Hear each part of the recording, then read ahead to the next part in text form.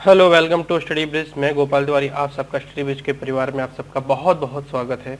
Study bridge का ये है सेट 18 और 17 सेट पहले ही डिस्कशन किए जा चुके हैं और लास्ट 17 और 16 की आपको डिस्क्रिप्शन में लिंक भी मिल जाएगी उनमें। और सारे के सारे जो इनमें जो एमसीक्यूज होते हैं वो काफ़ी अपने आप में ही बहुत ज़्यादा इंपॉर्टेंट होते हैं, क्योंकि इन एमसीक्यूज से ही कहीं ना कहीं पेपरों में क्वेश्चंस आते हैं। तो आई होप ये आपको सबको पसंद आएंगे। स्टार्ट करते हैं आज का वीडियोस, लेकिन उससे पहले अगर आपने अभी तक चैनल को सब्सक्राइब नहीं किया है तो चैनल को सब्सक्राइब करें और न केवल सब्सक्राइब करें, इसके साथ जो नोटिफिकेशन बेल है इसको दबाना ना भूलें। इसके अलावा वीडियो को लाइक करना भी ना भूलें। चलिए बढ़ते हैं आज के क्वेश्चनों की तरफ। और पहला क्वेश्चन है, तो पहला क्वेश्चन आ रहा है कि जो गंगा नदी है उसके बाईं ओर से कौन सी नदी नहीं मिलती है। तो ये पूछा गया है कि कौन सी नदी है जो बाईं ओर से नहीं मिलती है अर्थात दाईं ओर से मिलती है। अब ऑब्वियसली कोई ना कोई बाईं से ओर मिलेगी तो कोई ना कोई दाईं से नदी से मिलेगी। तो गंडक है, कोशी है, गोमती है, सोन है। तो इनके द्वारा आंसर देख लेते हैं। तो इसका आंसर हो जाएगा कहीं ना कहीं सोन नदी। अब इसका मैप देख लेते हैं तो कहीं ना कहीं ये सोन है। ये जो नदी जा रही है सोन नदी कहीं ना कहीं गंगा में मिल जा रही है, कहीं ना कहीं पटना के आसपास जाकर के। तो ये नदी कहीं ना कहीं किस तरफ से मिल रही है, ये नदी दाईं तरफ से मिल रही है। इसके अलावा आप देखिए ये गंडक नदी है और ये कहीं ना कहीं तीस्ता नदी भी बाईं ओर से मिल रही है, कोशी नदी भी बाईं ओर से मिल रही है और गोमती नदी ये यहाँ पर गोमती नदी ये भी बाईं ओर से कहीं ना कहीं देखने को हमें मिल रही है कि बाईं ओर की नदियां हैं। इसके अलावा और बात कर लेते हैं तो इसके अलावा जो काठमांडू से कहीं ना कहीं जो कोशी नदी कहीं ना कहीं काठमांडू अर्थात नेपाल से कहीं ना कहीं निकलती है। इसके अलावा जो तीस्ता नदी है ये ब्रह्मपुत्र में आकर के मिल जाती है और ये भी कहीं ना कहीं सिक्किम से ये निकलती है और भूटान होते हुए कहीं ना कहीं आगे जाकर के असम में जाकर के ब्रह्मपुत्र नदी में मिल जाती है। इसके अलावा जो यमुना है ये भी कहीं ना कहीं दाईं ओर से ही देखने को मिलती है, दाईं ओर से टावा के पास में मिल जाती है जाकर के, किसमें, गंगा नदी में मिल जाती है जाके इलाहाबाद में। और ये आप चंबल नदी देख रहे हैं, ये कहीं ना कहीं यमुना नदी में मिल रही है, यमुना नदी आगे जाकर के इलाहाबाद में गंगा नदी में मिल जा रही है। इसके अलावा भोपाल के पास से रायसेन से कहीं ना कहीं बेतवा नदी में निकलती है और ये भी कहीं ना कहीं जाके आगे जाकर के यमुना नदी में मिल जाती है। तो इस प्रकार से गंगा नदी एक अपने आप में भारत की सबसे लंबी नदी कहीं ना कहीं देखने को मिलती है और उत्तराखंड के गंगोत्री नामक स्थान से, गंगोत्री के भी गोमठ नामक स्थान से निकलती है और आगे जाकर के बंगाल की बे ऑफ बंगाल की खाड़ी में गिर जाती है। और उससे गिरने से पहले ये ब्रह्मपुत्र के साथ मिलकर के दुनिया का सबसे बड़ा डेल्टा, जिसको सुंदरवन डेल्टा भी कहा जाता है, और ये माउथ कहीं ना कहीं गंगा का, और यहाँ पर ये सुंदरवन डेल्टा कहीं ना कहीं आप देख रहे हैं कितना मेजर डेल्टा बन रहा है और कहीं ना कहीं ये बनाती है। तो ये कहीं ना कहीं विश्व का ये सबसे बड़ा डेल्टा है जो कि बांग्लादेश और पश्चिम बंगाल में कहीं ना कहीं देखने को हमें मिलता है। चलिए नेक्स्ट क्वेश्चन देखते हैं। नेक्स्ट क्वेश्चन है कि जो वर्तमान में सिक्किम की राज्यपाल कौन है। तो लालजी टंडन, जगदीप धनखड़, गंगा प्रसाद, आनंदीबेन पटेल। तो कौन है ये, तो आंसर देख लेते हैं। तो ये है कहीं ना कहीं गंगा प्रसाद, कहीं ना कहीं वर्तमान में सिक्किम के राज्यपाल हमें देखने को मिलते हैं। इसके अलावा जो लालजी टंडन है वो मध्य प्रदेश के, जगदीप धनखड़ ये कहीं ना कहीं पश्चिम बंगाल के और आनंदीबेन पटेल उत्तर प्रदेश की कहीं ना कहीं मुख्यमंत्री देखने को हमें मिलते हैं। इसके पहले कहीं ना कहीं आनंदीबेन पटेल गुजरात की मुख्यमंत्री और मध्य प्रदेश की भी गवर्नर देखने में हमें मिली हैं। इससे पूर्व में ही उन पदों पर, महत्वपूर्ण पदों पर रह चुकी हैं। नेक्स्ट, अंग्रेजों ने जो दक्षिण भारत में अपना पहला कारखाना खोला तो वो कहाँ खोला था। नागापट्टनम में, कोची में, मद्रास में, मसूलीपट्टनम में। तो अंग्रेजों के द्वारा दक्षिण भारत में पहला कारखाना खोला गया था वो मसूलीपट्टनम में खोला गया था। हालांकि ज्यादा देर तक कारखाना चला नहीं, इसके बाद उन्होंने कहीं ना कहीं जो कोठी है वो शिफ्ट करके मद्रास में ले गए थे। इसके अलावा भारत में पूछा जाए तो भारत में कहीं ना कहीं जो पहला कारखाना खोला गया है वो कहीं ना कहीं सूरत में खोला गया है। नेक्स्ट, अवड़ा आसेपली किस भूमिगत क्रियाकलाप की प्रमुख संगठन थी। अब पहले, और अरड़ा आसेपली कहीं ना कहीं भारत के सदैव स्वतंत्रता आंदोलन था उसकी एक महत्वपूर्ण सदस्य देखने को मिलती हैं और इनके द्वारा काफी ज्यादा, जैसे सबने वैज्ञानिक और भारत छोड़ो आंदोलन दोनों में ही इनके द्वारा पार्टिसिपेट किया गया है। और लेकिन इसमें पूछा गया है कि प्रमुख महिला संगठन के रूप में किस जो भूमिगत रूप से किया था उसमें प्रमुख महिला संगठन के रूप में कार्य किया था वो कौन से कहीं ना कहीं मूवमेंट में किया था। तो उसका आंसर देख लेते हैं। तो उसका आंसर कहीं ना कहीं हो जाएगा भारत छोड़ो आंदोलन में उन्होंने कहीं ना कहीं महत्वपूर्ण भूमिका निभाई है। और भारत छोड़ो आंदोलन जो हुआ था वो कहीं ना कहीं 1942 से स्टार्ट हुआ था, कहीं ना कहीं 1944 तक ये चला था। और इस पे कहीं ना कहीं जो करो या मरो था, पहली बार कोई हिंसक नारा अगर महात्मा गांधी जी के द्वारा दिया गया था तो वो कहीं ना कहीं यही आंदोलन था जिसमें गांधी जी के द्वारा पहली बार अहिंसा की भी बात की गई थी। क्योंकि कहीं ना कहीं जो जापान की जो इंपीरियल आर्मी थी वो कहीं ना कहीं इस तरह से आगे बढ़ रही थी कि उसका निशाना कहीं ना कहीं भारत हो सकता, क्योंकि भारत पर उस टाइम पे ब्रिटेन का शासन था।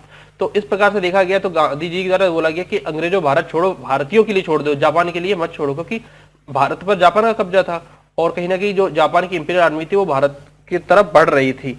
तो इसको रोकने के लिए कहीं ना कहीं गांधी जी के द्वारा ये नारा दिया गया था। इसके अलावा असहयोग आंदोलन भी कहीं ना कहीं 1920 में स्टार्ट हुआ था, कहीं ना कहीं जब जलियांवाला बाग हत्याकांड देख चुके थे भारत के लोग, जलियांवाला हत्याकांड, और इसके अलावा जो हंटर कमीशन आया था उसमें भी ऐसा कुछ खास देखने को नहीं मिला।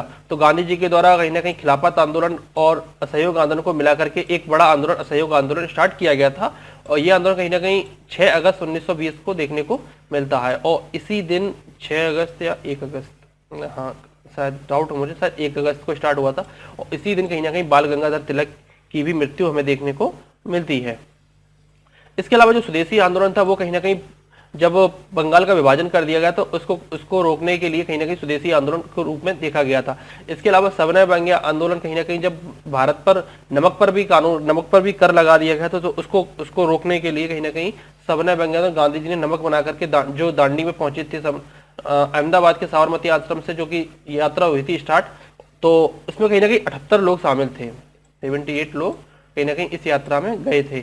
और ये कहीं ना कहीं जो आंदोलन स्टार्ट हुआ था वो कहीं ना कहीं अप्रैल 1930 में स्टार्ट हुआ था, और कहीं ना कहीं एक गांधी इरविन पैक्ट के बाद में 1931 में जो गांधी इरविन पैक्ट हुआ था, 4 मार्च 1931 को गांधी इरविन पैक्ट हुआ था, उसके बाद ये कहीं ना कहीं आंदोलन समाप्त कर दिया गया था। और उसके बाद में 1934 में फिर से 1932 में फिर से स्टार्ट हुआ था, लेकिन फिर ये इतनी तेजी नहीं पकड़ पाया। चलिए नेक्स्ट, 1942 में जो किस आंदोलन के तहत स्वीकार किया भारत में एक निर्वाचीय संविधान सभा का गठन युद्ध के बाद होगा, कि 1942 में कौन सा युद्ध चल रहा था, वर्ल्ड वॉर 2 चल रहा था। तो इसमें यह स्वीकार किया गया था कि सेकेंड वर्ल्ड वॉर के बाद कहीं ना कहीं संविधान सभा का निर्माण किया जाएगा और भारत में एक निर्वाचन प्रणाली स्टार्ट की जाएगी। तो क्या था, कौन सा था, तो ये गोलमेज सम्मेलन के द्वारा हुआ था, और क्रिप्स मिशन, संविधान निर्मात्री सभा, या इनमें से कोई भी नहीं ऑप्शन है, कोई अन्य ही कमेटी निर्धारित की गई थी। तो इसका आंसर हो जाएगा कहीं ना कहीं Cripps mission. Sir Stafford Cripps के द्वारा कहीं ना कहीं 1942 में एक ब्रिटेन के द्वारा एक त्रिस्तरीय मंत्रिमंडल भेजा गया था, तो उनके द्वारा ये भारतीयों को, क्योंकि भारतीय लोग कहीं ना कहीं अंग्रेज सरकार का विरोध कर रहे थे कि भारत में कहीं ना कहीं भारतीयों को बिना जो वहाँ की लोकल गवर्नमेंट थी उनके बिना पूछे ही वर्ल्ड वॉर 2 में झोंक दिया गया था भारतीयों को भी। तो भारत के लोग लगातार विरोध कर रहे थे, उनको ये कहीं ना कहीं भरोसा दिया गया कि भारत को कहीं ना कहीं 1945 मतलब जब 1942 में जब भेजा गया था, उसके बाद एक भरोसा दिलाया गया था कि भारत को जल्द से जल्द आजाद करने की तरफ कदम बढ़ाया जाएगा और एक संविधान सभा का निर्माण भी किया जाएगा। जब ये मिशन गांधी जी से मिला, और तो गांधी जी ने कहीं ना कहीं इसे पोस्ट डेटेड चेक की संज्ञा दी कि एक बाद का चेक है जिसकी एक्सपायरी डेट खत्म हो जाएगी, और कहीं ना कहीं जवाहरलाल नेहरू की तरह ये बोल दिया गया कि ये एक ऐसा बैंक है जो जल्द ही नष्ट होने वाला है। जबकि संविधान निर्मात्री सभा की कहीं ना कहीं जो गठित की गई थी वो कहीं ना कहीं कैबिनेट मिशन की अनुशंसा पर गठित की गई थी। नेक्स्ट क्वेश्चन है कि जो राज्यसभा के लिए नामित प्रथम महिला अभिनेत्री कौन थी, तो मधुबाला थी, रेखा थी, नरगिस दत्त थी, हेमा मालिनी। तो राज्यसभा के लिए पहली जो नॉमिनेट हुई थी वो कौन सी अभिनेत्री थी, तो वो कहीं ना कहीं नरगिस दत्त, जो कि सुनील दत्त की पत्नी भी हैं, और नरगिस दत्त कहीं ना कहीं नॉमिनेट पहली बार राज्यसभा में की गई थी। और ये 5 विषयों में होता है, और राज्यसभा में जो नॉमिनेशन होता है वो लगभग 12 लोगों का हमें देखने को मिलता है। 12 लोगों का नॉमिनेशन कहीं ना कहीं राष्ट्रपति के द्वारा किया जाता है। ऐसा भी क्वेश्चन पूछता है कि जो राज्यसभा में नॉमिनेशन होता है वो किसके द्वारा किया जाता है, तो ये राष्ट्रपति के द्वारा किया है। राष्ट्रपति के विवेकाधिकार पर है कि वो किसको सेलेक्ट करे। हालांकि ये जो सिफारिश भेजी जाती है वो कहीं ना कहीं मंत्रिमंडल के द्वारा भेजी जाती है। देश के सबसे ज्यादा क्षेत्रफल पर किस तरह के वन पाए जाते हैं, तो पर्वतीय वन, उष्णार्द्र वन, सदाबहार वन, आर्द्रवनसूनी वन या उष्णार्द्र वन। तो किस प्रकार के वन सर्वाधिक क्षेत्रफल पर पाए जाते हैं, तो कहीं ना कहीं ये देखने को मिलते हैं कि उष्णार्द्र वन, अर्थात जिसमें उष्ण भी हो और आर्द्र भी हो। अब ये क्यों पाए जाते हैं, क्योंकि इसके लिए आपको ये मैप देखना पड़ेगा। तो भारत का जो मेजर जो कंट्रियां है वो कहीं ना कहीं इन लाइनों के बीच में देखने को हमें मिलती हैं, इन लाइनों के बीच में। तो इसमें क्या होता है कि जब टेम्परेचर बढ़ता है तो कहीं, और फिर टेम्परेचर घटता भी है, तो कहीं ना कहीं जो सर्दियां जब पड़ती हैं, सर्दियों के बाद में कहीं ना कहीं जो वन होते हैं वो अपने कहीं ना कहीं पत्तियां गिरा देते हैं और नई पत्तियां उन पर आ जाती हैं। तो ये जो इस रीजन में सर्वाधिक इस प्रकार के वन पाए जाते हैं। इसके बाद जो पर्वतीय वन होते हैं वो कहीं ना कहीं पहाड़ों पर देखने को मिलते हैं, जैसे कि यूराल पर्वत हुआ भारत में, जैसे कि हिमालयन रेंज हुई, वेस्टर्न घाट हुआ, और इधर का कहीं ना कहीं प्रायद्वीपीय पठार हुए, तो इन पर कहीं ना कहीं पर्वतीय वन देखने को भी मिलते हैं। इसके अलावा उष्णार्द्र वन, सदाबहार वन होते हैं, तो ये कहीं ना कहीं इक्वेटर पर ही पाए जाते हैं। इक्वेटर पर देखने को सर्वाधिक इस प्रकार के वन देखने को मिलते हैं, क्योंकि यहाँ पर 12 मास बारिश होती है, 12 महीने बारिश देखने को मिलती है। इसीलिए क्योंकि गर्मी भी जबरदस्त पड़ती है। इसके अलावा जो वन होते हैं वो लगातार पानी इनको मिलता रहता है, तो इसलिए जो सदाबहार वन है वो कहीं ना कहीं हमें इक्वेटर पर देखने को मिलते हैं। इसके अलावा आर्द्र मानसूनी वन, तो ये ज्यादातर जो मानसून सीजन में ही देखने को मिलते हैं, जैसे कि भारत में जो वेस्टर्न घाट है वो पूरी की पूरी से आर्द्र मानसूनी वनों पर है, और यहाँ पर भी कहीं ना कहीं सदाबहारी वन देखने को मिलते हैं। नेक्स्ट क्वेश्चन है, भारतीय राष्ट्रीय कांग्रेस का जो 1896 का अधिवेशन हुआ था, तो वो क्यों फेमस है इतना? तो वो फेमस कहीं ना कहीं देखने को मिलता है, पहली बार यहाँ पर राष्ट्रीय गान गाया गया था, पहली बार जो राष्ट्रीय गीत गाया गया था, पहली बार तिरंगा फहराया गया था, गांधी जी पहली बार यहाँ पे अध्यक्ष बने थे। तो इसका आंसर देख लेते, तो पहली बार यहाँ पे राष्ट्रीय गीत गाया गया था, जो कि बंकिम चंद्र चटर्जी द्वारा जो आनंद मठ से लिया गया है। तो पहली बार 1896 में ही राष्ट्रीय गीत गाया गया था।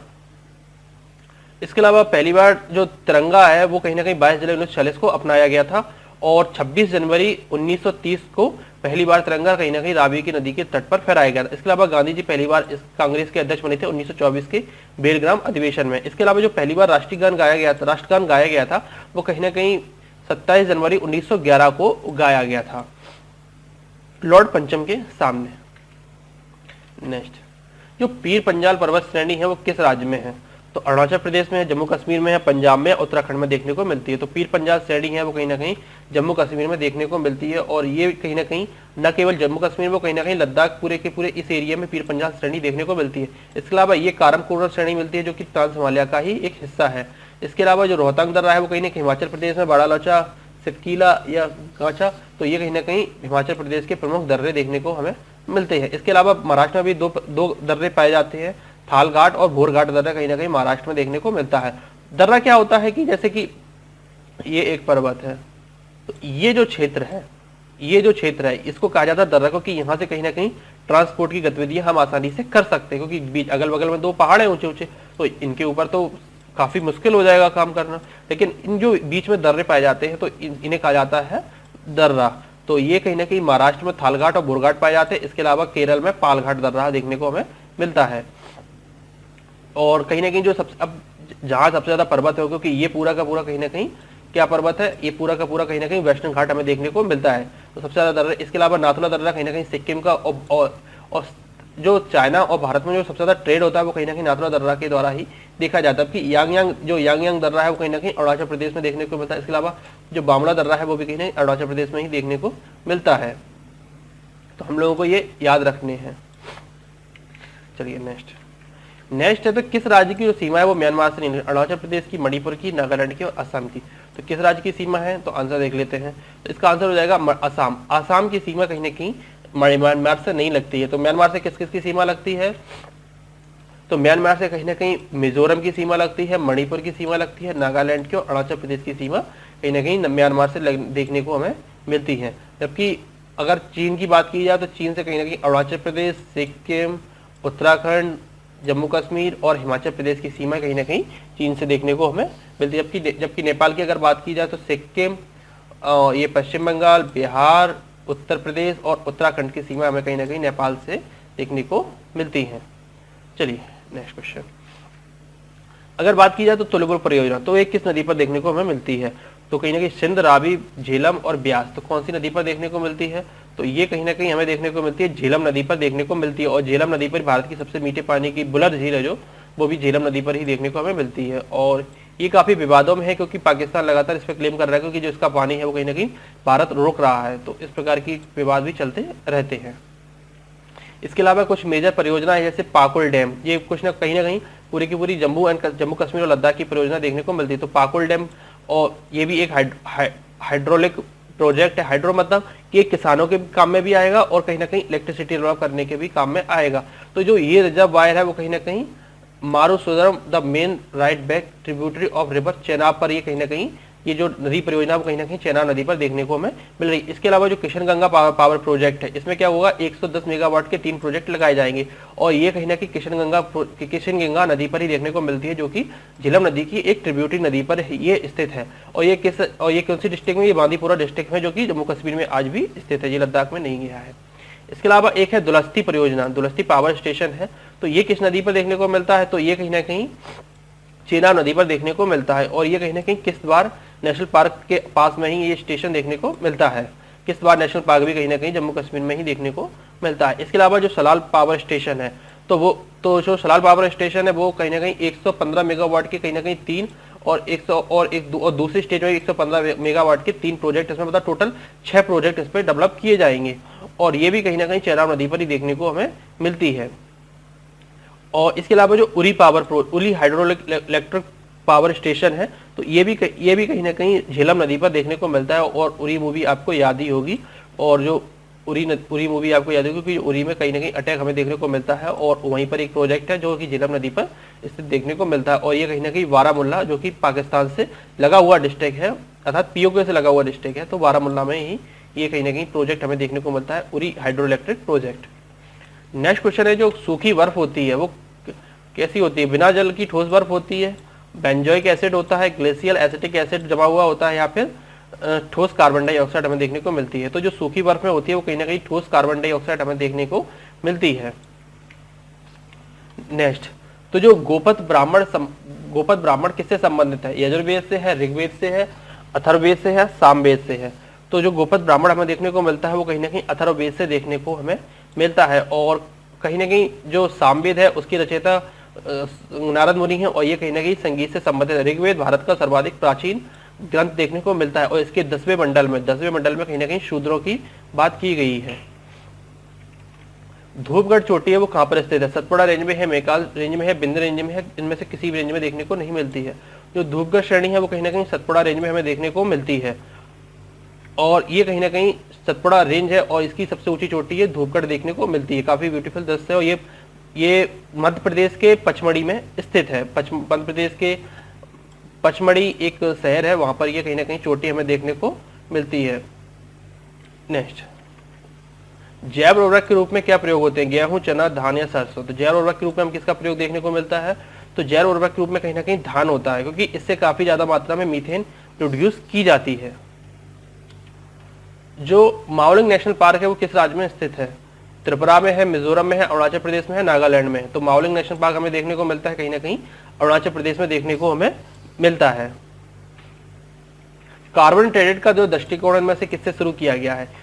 तो क्योटो प्रोटोकॉल से, अर्थ शिखर सम्मेलन से, मॉन्ट्रियल प्रोटोकॉल से, G8 शिखर सम्मेलन से। तो जो कार्बन क्रेडिट है वो कहीं ना कहीं हमें देखने को मिलता है क्योटो प्रोटोकॉल से। और क्योटो प्रोटोकॉल कहीं ना कहीं 2005 में इफेक्टिव हुआ था, लेकिन कहीं ना कहीं 1997 में ये कहीं ना कहीं सारे देशों के द्वारा साइन किया गया था जो कि क्योटो प्रोटोकॉल के हिस्सा थे, और इसको 2012 में पूरी तरीके से एक्सपायर भी कर गया है अभी ये। और इसके बाद जो 2015 में पेरिस एग्रीमेंट साइन हुआ है, तो उसके द्वारा अब चीजें निर्धारित की जाएंगी। जो हरित सोना क्रांति है वो किससे संबंधित है? केसर उत्पादन से, अंडा उत्पादन से, बांस उत्पादन से, जूट उत्पादन से। जो हरित सोना क्रांति है वो कहीं ना कहीं बांस उत्पादन से हमें देखने को मिलती है। इसके अलावा ये कुछ मेजर रिवॉल्यूशन भी है, जैसे ग्रीन रिवॉल्यूशन हुआ, व्हाइट रिवॉल्यूशन हुआ, ब्लैक रिवॉल्यूशन हुआ, तो ये सारे देखने को मिलते हैं। राष्ट्रीय केला अनुसंधान केंद्र कहाँ स्थित है? तो चित्री में है, कोयम्बटूर में है, चिकमगलूर में है, या फिर राजमुंद्री में देखने को हमें मिलता है। तो राष्ट्रीय केला अनुसंधान केंद्र कहीं ना कहीं हमें चित्री तमिलनाडु में देखने को हमें मिलता है। तो ये भारत का राष्ट्रीय केंद्र है जो चित्तूर तमिलनाडु में है, और यहाँ पर काफी ज्यादा केले का उत्पादन भी काफी ज्यादा मात्रा में किया जाता है। इसके अलावा जो तंबाकू का अनुसंधान केंद्र है वो राजमुंद्री में देखने को मिलता है। महारानी लक्ष्मीबाई का जन्म कहाँ हुआ था? आगरा में, झांसी में, वाराणसी में या वृंदावन में। तो और महारानी लक्ष्मीबाई का जन्म देखने को हमें मिलता है कहीं ना कहीं वाराणसी में जन्म देखने को मिलता है। इसके अलावा इनकी जो मृत्यु हुई थी वो कहीं ना कहीं मध्य प्रदेश के ग्वालियर जिले में देखने को मिलती है। 1858 में कहीं ना कहीं महारानी लक्ष्मीबाई की मृत्यु हो गई थी। चलिए, ये थे आज के कुछ इंपॉर्टेंट एमसीक्यूज। आई होप ये वीडियो आपको पसंद आएगा। इस चैनल को सब्सक्राइब करें, और न केवल सब्सक्राइब करें, इसके बगल में जो भी नोटिफिकेशन बेल होती है उसको दबाना भी ना भूलें। आई होप ये वीडियो आपको पसंद आएगा। This is Gopal Tiwari signing off. मिलते हैं अगले वीडियोस में, तब तक के लिए धन्यवाद। खुश रहिए, हंसते रहिए।